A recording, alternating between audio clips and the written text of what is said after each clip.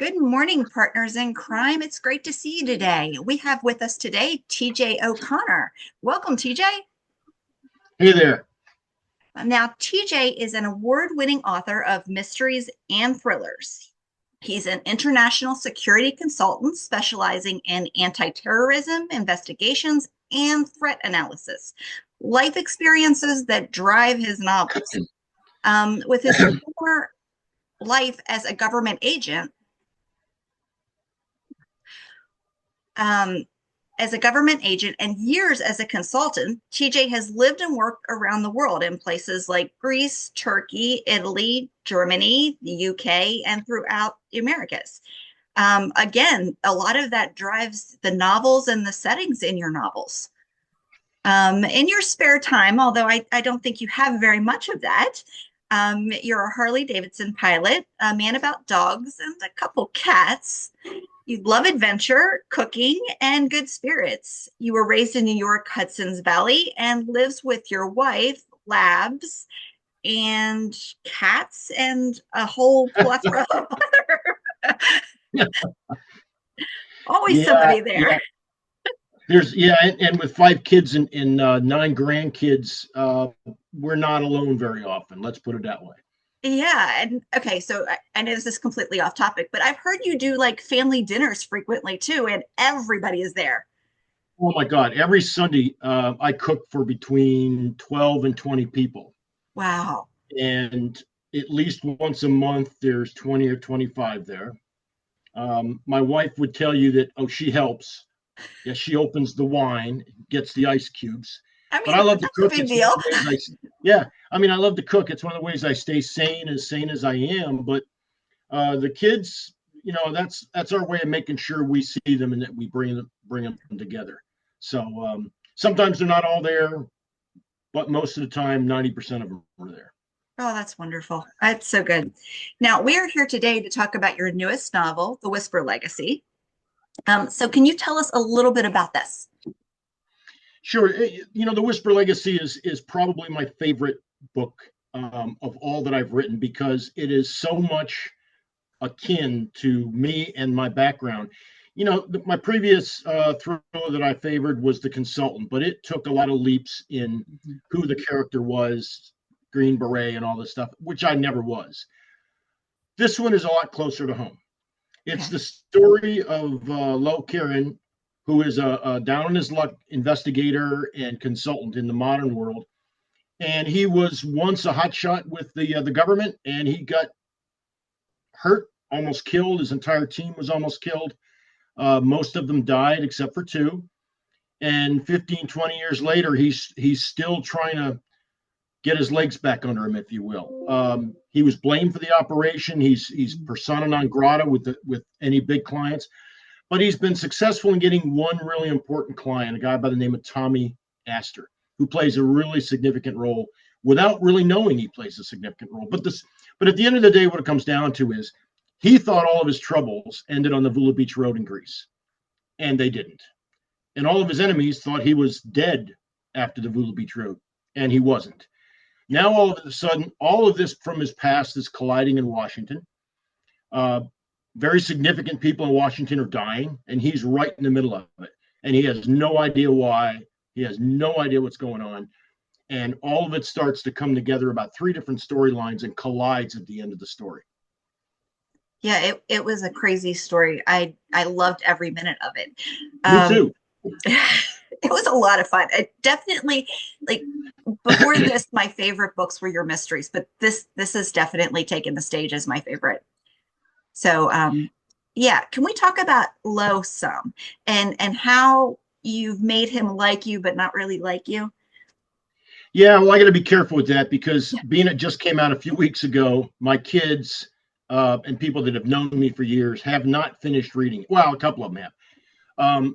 They're going to raise a lot of eyebrows because, Lowe Curran is more me than I want to admit. And only because I started having so much fun with the background of the character and the way he lives and, being down and on his luck and having to rekindle a life. I went through all that. And some of the places he's been, I went through all that. And it sort of came to roost that the more I started looking at the history of the story and putting it together, I just, I came out, and that sounds funny. Okay, I became the character more and more, and I had to actually go back and clean that up a little bit. I think there's not going to be any secrets with people that know me. I don't think it's a bad thing, but I do have to be careful because after writing the sequel and now going to be doing some others, I have to be careful that it doesn't become the T.J. O'Connor story and it stays on Lowe Curran. Mm-hmm. Yeah, he's something. Now, I love the mystery part of the story, especially. Now, Lowe's working outside of the law, sort of. um, but he's really just trying to, throughout the book, find out why he's being targeted, and he's kind of dodging bullets, and there are a lot of different people coming after him. So how do you balance that suspense with the humor that you have ingrained throughout every page? Well, you've read all my other books, with one exception, the Hemingway Deception. There wasn't a lot of humor in that because it was a pretty serious topic, but there was one character in that story that was the relief. Anybody that knows me knows that that's the way I am. I mean, I take everything seriously, but I don't play it serious. Yeah. Now, my background is a former military federal agent in the terrorism world, and I've been working in anti-terrorism since I was 20. Excuse me. We were all like that. And of all the people I know and work with, Green Berets, Navy SEALs, CIA, FBI, all these people, I think most of them will tell you that that's the way they stay sane. They have a weird sense of humor. They try to keep things light. There's a time to roll up your sleeves and get down and get dirty. But most of them all have a personality that has that outlet. For Curran, it's most important because he literally was almost killed, and he's never really recovered from the failure of it in his life. He lost the love of his life. He lost his career. He lost everything. He's living in, the top of a old barn with his landlord, and things are bad. But he keeps his perspective by being snarky, by being sarcastic. He works with law enforcement, but he's got a little bit of disdain for them. Mm-hmm. Everything about him is a dichotomy between the seriousness of what he's doing and the way he copes with it. Because I think it would get really boring if this, I don't write James Bond, Jason Bourne characters. I don't, right? My characters are as close to real as I can get them without going over the line and being ridiculous. And that's why I balance it. There's times when Lowe is very, very serious, very, very focused. And then something happens, like there's a scene where he's being chased in this apartment building and he has to escape out the balcony. But he's in his 50s. His knees hurt. He forgets stuff. He has to use the bathroom. And he literally falls down from the second floor on what should have been in his heyday an easy climb. And as he's laying there, he sort of has a moment of, oh, what am I doing here? This is stupid. And then somebody starts shooting at him again, and he's like, okay, time to go, and he limps away. But that's where the seriousness of it collides with the snark. And other than he messes with a couple characters on purpose, most of his snark is about himself. Yeah. Right. He flirts with his Tommy Astor's adult daughter, but in the way he flirts, he's always putting himself down. And yet he projects that onto other people because he doesn't really take himself all that serious. He realizes that he's sort of a failure trying to work his way back. And that's why there's a balance there. Yeah. Now, he has a problem with his name. Yeah. And so can you tell us where he got his name and why he has a problem with that? Well, I'm the one with the problem with it, right? So the original character's name, and I'm not going to bring up what it was a name I have flirted with for 5 previous attempts to write this story. And I say attempts, not that I couldn't write it, but I kept working on it. But then, I had a contract to finish another book, or then I had to go back and do the Dead detective series. So I love that name. And the first draft went to my publisher, Level Best Books, and they loved it. They thought it was great. And this name has been around for 10 years. And then when I was doing, some marketing research, I discovered that name was being used by somebody else in a very similar genre. And it kind of irritated me because I go back and I look at my blogs and I look at different things. And I would swear somebody just stole the name because it was a cool name, because it's too close, spelled the same and everything else. So I said, you know what? You can't prove it, move on. Well, then I decided that the character needed to have sort of a quirk to him. So Marlowe Sam Curran, Curran, needed to be Irish, for no other reason than I am, but Marlowe because his mother was a fan of Humphrey Bogart and some other things. So I put some history behind the name as to why he hates Marlowe. He doesn't like being called Lowe. Just call him Karen. And yet his name is based on Sam Spade. And, and it drives him nuts. But that was more of a play on the fact that I was frustrated that I lost the first character name. So one day I sat down to edit the book and I just started playing around with it until I found something that seemed to fit well. And the name Karen actually comes from a show I was watching. I love British and foreign mysteries and thrillers. And there was a sub character with that name. And I said, well, that's a cool name. I'm going to use that. And off we go. And the dog's name is Bogart, which completely... Bogart, right? Yep, Bogart. I stuck with the theme of the 40s and 50s detectives. Mm-hmm. My grandparents were amazing people, and they were big fans of that. I have a leather collection of all the old gumshoe stories, and Marlowe and Sam Spade and Raymond Chandler and all that stuff. And I wanted to keep that theme going, so I stuck with Bogart. And to Karen, and I got to say, I think I actually took it out of the story because I had to cut words. He told the story a little bit about how, he picked Bogart because it would have really irritated his mother. And I decided, yeah, that's pushing the envelope a little too much. Maybe I'll just call him Bogart and move on with it. Oh, that's hilarious. So you do a really good job throughout all of your books, but this one especially, of setting the scene. I've been to the general vicinity of a lot of the places that you talk about or that you drive through, and you talk about DC and the areas around there. And you definitely pull that scenery through. Can you tell us how you go about making sure that it's authentic without being too specific? That's, I think all authors just, you do research. I mean, I've worked down in those areas. I go through those areas all the time. I work in DC from time to time, and I've traveled since I was 17. So certain areas just stick with me.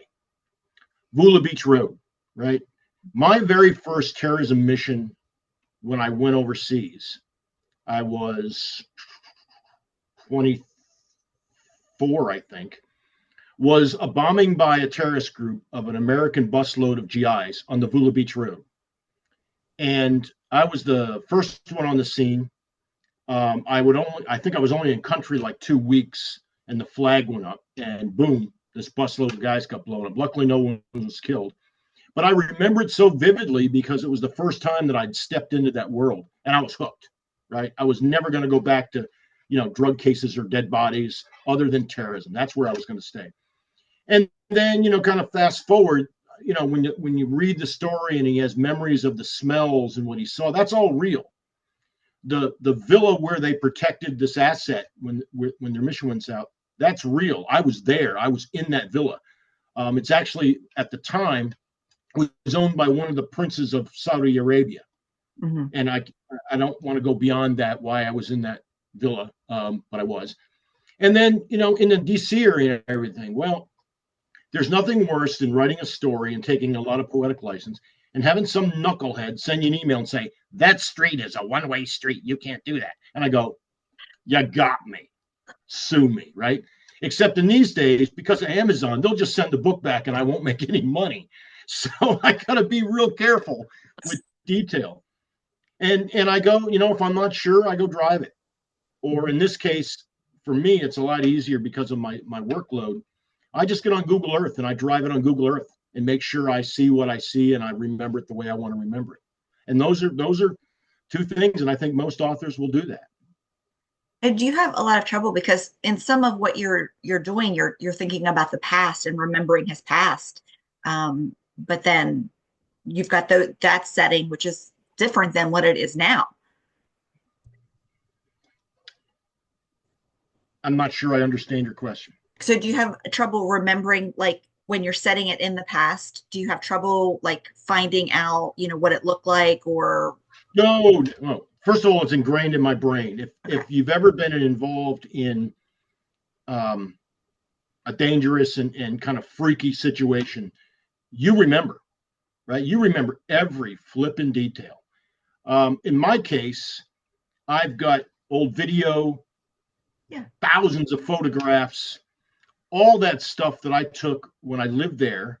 And I know where to go online to get old copies of out.The, a newspaper, which is a Greek newspaper. Mm-hmm. And, I remember those things. I have photographs, not stuff that I'm not allowed to have. It's I lived there, so I was allowed to go around and video. I videoed that place because I was writing my very first novel out of high school there. And I'm sorry, the second novel. And I knew one day I was going to want this. So I videoed things. I got VHS tapes of all the places around Greece. I've got 35 millimeter prints and everything of all over that place. So I know what it looked like then. And in my brain, I'm about 95% accurate when I go back to the photographs. Yeah, it's very interesting how you even talk about the smells of, dinner and what you're thinking about and the time period.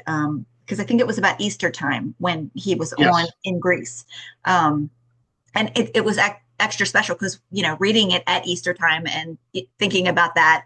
And it just made me hungry. I would love to say that we strategically launched the book late so that it would be at Easter, but that's a lie. But let's go with that. You did great. And Easter in Greece is bigger than Christmas, right? And it's a huge event, and the whole country sort of shuts down.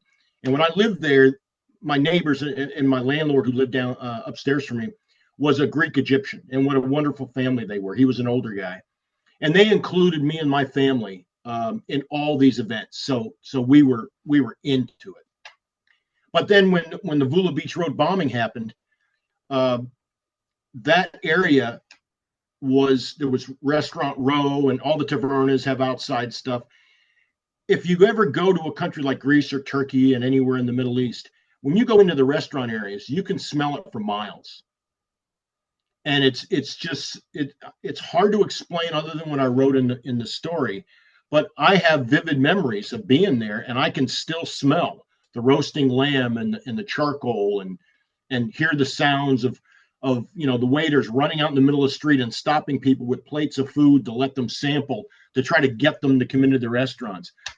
So that's really easy. And I tend to go back to those things as I did even in the consultant to things that have happened because I do have vivid memories, and those memories to me are sacred. So I love putting them in the stories where I can.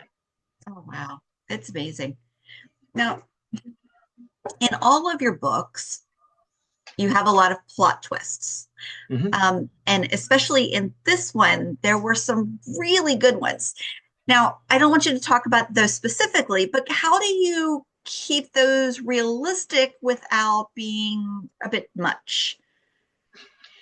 Well, I've been accused of having too many plot twists in all seriousness. And a couple big fans of mine who are also authors have told me that I push the envelope sometimes with too much. Other people tell me they read all my books. They know whatever's happened in the first 250 pages is not 100% what's going to happen. So I would rather be in that camp than people saying, oh, you got to cut back on your plot twist. Generally, there's 3 or 4 big ones and then some small stuff in there. I overwrite a lot. So, I can turn in 100, 105,000 words to my publisher on a thriller. I'm writing 140, 150,000, and then I cut it. So if you ever saw a first draft of mine, you would know that there's a lot more plot twists. Some of them they're a little outrageous. So I pull those, but I give myself plenty of runway. So when I cut it back, it condenses the story down. And I'm sure somebody watching this or reading my book will say, oh, come on, that wouldn't have happened.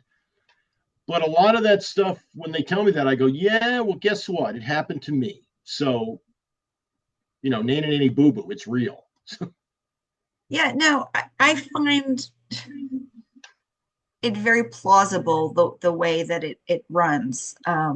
It's like when things aren't going well, it's just like the next shoe drops. There's just another set of dominoes, and it's always interesting to watch your characters, because I've never seen anything that is not that it isn't plausible. I mean, really. So they're fun. Well, I try, and in the world that I work in, there are let's face it. I'm a terrorism consultant, but on a scale of what is out there, I'm a very, very, very small player. I'm not swinging out of helicopters on ropes and shooting people. I don't do that anymore. Didn't do that to begin with. But, at the end of the day, some of the people that are in my camp who read my stuff in draft are former agency people, FBI, CIA.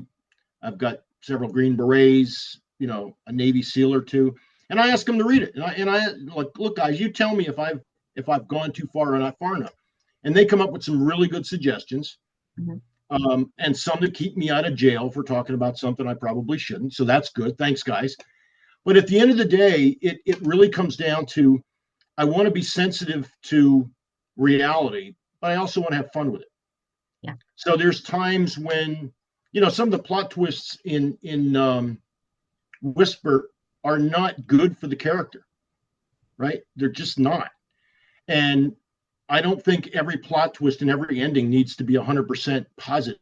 I think you got to be realistic that with every success, there's a lot of failures that lead up to it. And as I was writing it, I was already thinking about the sequel, and I picked the sequel up, Whisper's Revenge, and that's the one I can't wait to publish, because I've had so much fun with that one. And the twists and the turns are already set up for book 3. So now I got to be real careful, because at some point, if you twist and turn too much, you end up back where you started. So I got to be careful with that. Now, with Whisper's Revenge and the third one, is Lowe coming back? Of course. Yeah, this is going to be, the name of the series with my publisher is The Papa Legacies. I wasn't sure about that. They told me I gave them that name. I don't recall that, but that's okay. At the end of the day, Papa was his call sign, and I sort of kept with that because one of my grandkids, she loves that name and everything. And it's going to be about his life, the things that happen around him, but he's never going to become a Jason Bourne. He's never going to become James Bond. He's going to stay in that paradigm of sort of a failure, but he's making all the right inroads. And then when he, at the end of the Whisper Legacy, he gets a windfall of success and things. And then in book 2, it's gone, but gone for a really good reason. And that's probably going to be a theme where as soon as he gets ahead, something pulls him back. And that's okay, because he's still making progress. A character has to advance, has to mature, and he does. But that doesn't mean his world isn't in chaos, because it is. So with Whisper's Revenge, as it implies, he's back as a target. And the target is big. Wow. And so now I guess we'll have to wait a year for that one, right? I would assume so. So my publisher has already signaled they want not only Revenge, but they want it as a series. They actually announced that in one of their releases, and we don't, before we even knew. Waiting on a contract. We'll see what the deliverables are. But I also have the Dead Detective case files. So I can't write 2 books in 12 months, but I probably can in a year and a half. So I'm hoping we sort of stagger them, at least until the Dead Detective case files are run its course, and then all my energy will go into Lowe Curran. So the Dead Detective case files, you have another one of those books coming out soon as well, right? Comes out in September. In fact, I've got a note to call my publisher to say, when do we start edits? I am about halfway through book 5. In fact, I've been working on it this week, and I've already outlined book 3 of the Papa Legacy. So I'm insane. Oh my goodness. How do you manage keeping the full-time job and writing 2, 3 books at a time? I'm not doing a good job of it right now. I had to take a week's vacation to get caught up because I was a couple months behind on where I wanted the novel to be. I travel at least a couple weekends a month doing signings and begging for fans and trying to get people to read my books. But I take my computer with me, so if I'm sitting there and there's not a lot of people around, I'm working. The juggling is hard. My job is pretty intense, and there's a lot of deadlines. There's a lot of hard work involved, but you do what you got to do. And I love writing, so it's not work to me to take an hour and a half lunch and work on my book, or get up at 5:30 and write for a couple hours. That's not work to me. That's fun. So it's not a heavy lift to do the writing. It is a heavy lift for me to keep on track with my regular job and not let that consume me, because that's pretty important work. Yeah, I can imagine. And I can imagine requires a lot of your focus. Oh yeah, it's definitely a focus job. Now, you mentioned that you like doing book signings. You have a few coming up, right? I do. This Saturday, I'm at the Winchester Book Gallery in Old Town Winchester at 1 o'clock. It says 2, but I'll show up early and steal the table. The wine festival's already, is going to be going on out front door, so parking's going to be a pain, but I hope everybody shows up. I don't care. Have a glass of wine, get drunk, come in, buy some books, whatever. And then the weekend after that, I am in Mechanicsburg at the Ice Cream Mysteries. And then I think I get a week off, and then the next week I'm in Gaithersburg Book Festival, one of my favorites, because there's like 10,000 people show up, and it's just a great festival. So yeah. that's so far, and I've got feelers out to a dozen or more Barnes and Nobles. I'm waiting. I've already got response from 3. I've got a pretty full schedule set up.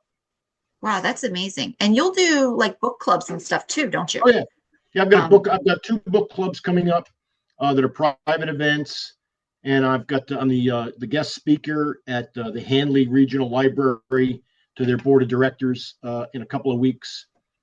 And I think I've got 3 others that are waiting on me to open up dates later in the summer to come do. So, hey, I'll talk to anybody who will let me tell them about my books and beg them to buy them. And you have plenty of books to choose from. I do right now. It's funny to look back and see them, sitting on my desk, but it's not about them. It's about what's coming up. It's hard to stay focused right now and say, oh, I'm only working on the Whisper Legacy. Well, I'm not really. I'm also working over here on the Dead Detective. So it's that's the juggling, right? Is finding the time to make both of those books happy. Yeah. Well, everybody, it was great to have you with us today. So grab your copy of The Whisper Legacy, and don't forget to grab a couple of Dead Detective books too. And we'll see TJ again soon. Thank you so much, and have a great day. Thank you much. Y'all be safe.